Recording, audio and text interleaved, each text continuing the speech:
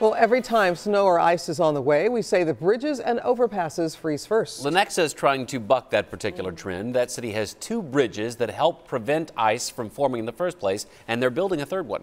New this morning, we sent 41 Action News reporter Charlie Keegan out in Storm Tracker.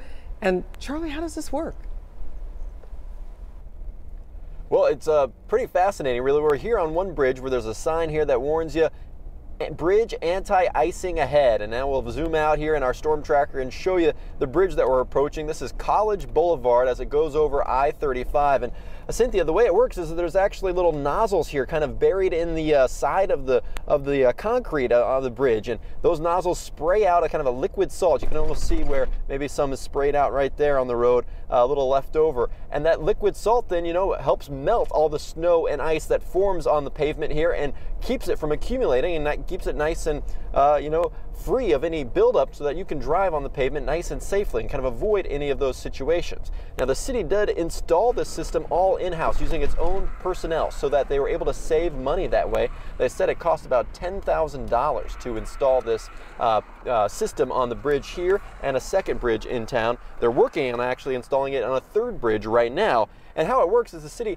just dials a number into a phone and then actually calls the bridge, and that activates the system and it starts spraying. But once the third bridge gets finished, they will actually update their technology a little bit. When this one gets built, we're actually going to have a mobile app that we will be able to set the bridges off with instead of having to call with a cell phone. So we're moving into the future with it too.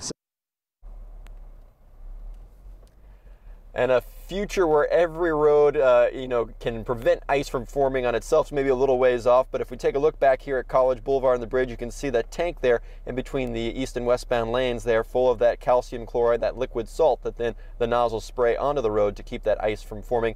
If you're curious, the other bridge here in Lenexa with this same situation is on Prairie Star Parkway between Renner and Woodland Roads out there on the west side of town.